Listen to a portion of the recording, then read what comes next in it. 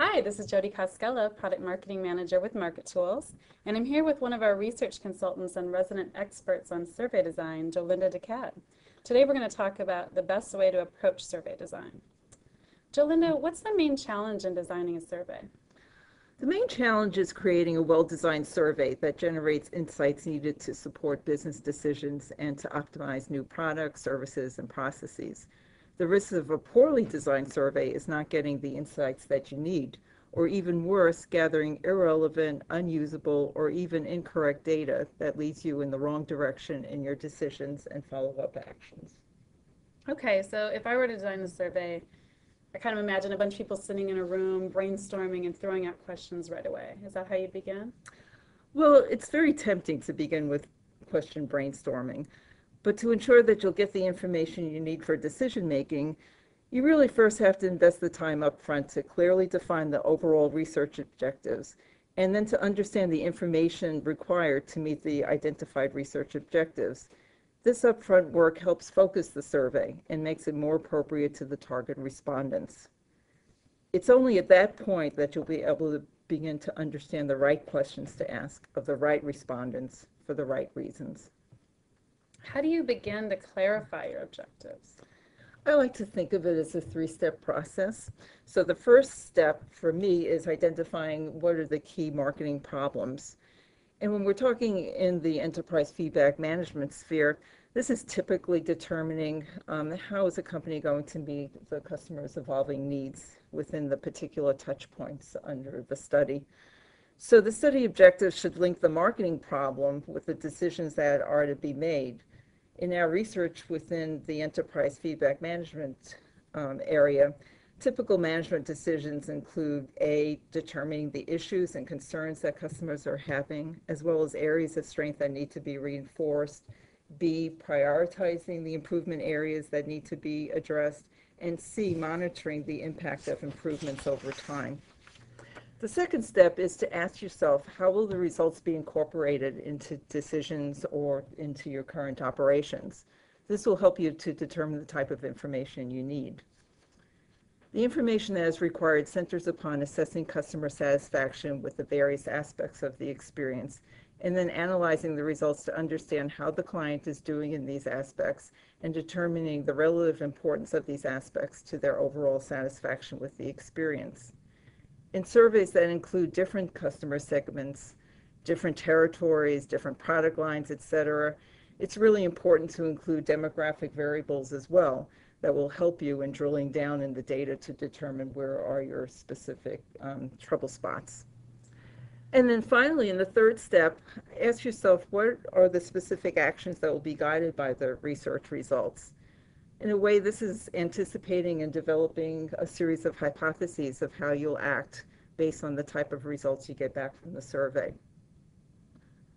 Once these objectives have been determined, the managers who best understand the marketing problem and information required to solve it can then work together with researchers who best understand how to gather the information. So, Jolinda, can you tell me what you consider to be a well-designed survey? To me, the best designed surveys focus only on the questions that are relevant to the survey purposes and that are actionable. In other words, does every question in the survey relate to some facet of the customer experience where you could actually make improvements?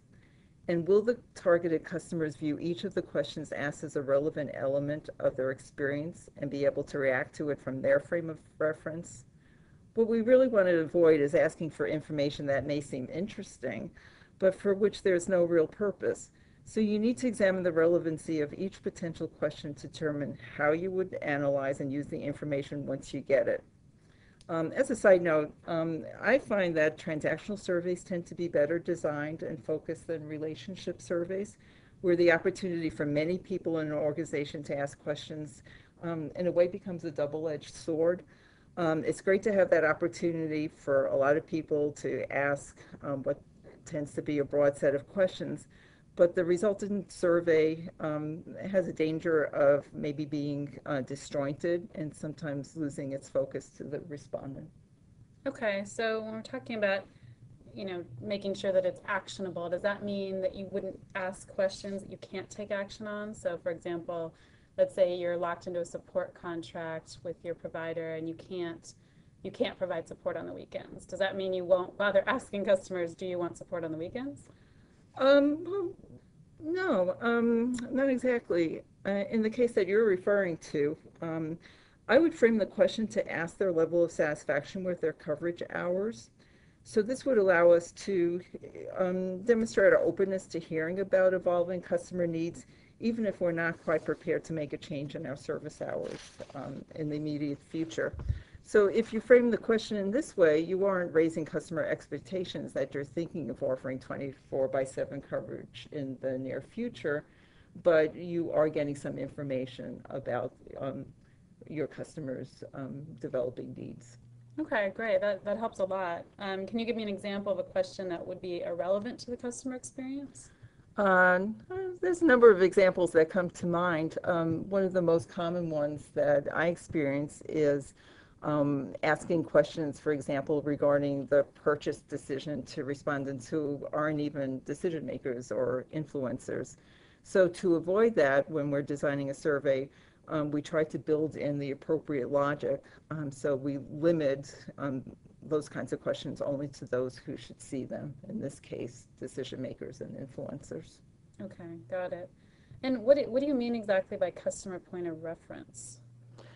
So this is taking the point of view of our customers versus ourselves internally within a company. So let's say you're really interested in whether the response time that you offer is acceptable to the customers. So you might say that, oh, okay, the question I'm going to ask is, the customer satisfaction with respect to the service representative arriving on site at the committed time, if we're talking about a field service survey. So whereas this might be viewed as a relevant question from the company's point of view, to the customer, the more relevant question is probably, well, did the field engineer arrive within the customer's needed time frame? So earlier you mentioned that the most effective surveys are designed from a customer point of reference. Can you give me a more specific example of that? Okay, why don't we take the example of a survey that focuses on on-site repair services. So let's say the company is interested in seeing the customer's level of satisfaction with the response time. And let's say that the company offers a 4-hour response time. So it's one thing to ask for a level of satisfaction of, oh, did we arrive within that 4-hour window? But from the customer's point of reference, maybe what's more important to the customer is, did you arrive at a time frame that really, really met my needs? So even though there might be a 4-hour window, maybe there's a mission critical situation in which a customer really needed a 1-hour turnaround time. And what they really expected was for the company to have that shared sense of urgency that this was really important to get there, to meet that customer's needs in an immediate time frame. So that's kind of what I mean by the customer point of reference. Okay, so it's really asking the question in a way, instead of saying, did we make our commitment to you, it's did we meet your expectations? It's a different sort of question. Yes, and it could be that both questions are important to include Okay. in the survey. Okay, great. I'm also wondering what you recommend as far as how to make sure you really are designing a survey with the customer in mind. How do you go about that? So I find that it's most effective to design with the entire customer experience in mind. What I want to be able to do is to help the respondent actually relive the particular experience by tracing that experience from the logical beginning to the end of the experience, and to phrase the questions again from the customer point of view, using customer terms rather than internal company terms and perspectives. And then there's one final point that I'd like to make. You really should regard the survey event as a key customer touch point. That's yet another way that a customer will judge your company. Ideally, the survey questions, as well as any communication surrounding it, should reflect your company's commitment to the customer, your understanding of customer requirements, your openness to their feedback, and it should really reflect your persona as a company. Great. Thank you so much. This has been very helpful, and I hope everybody enjoyed it. Thank you.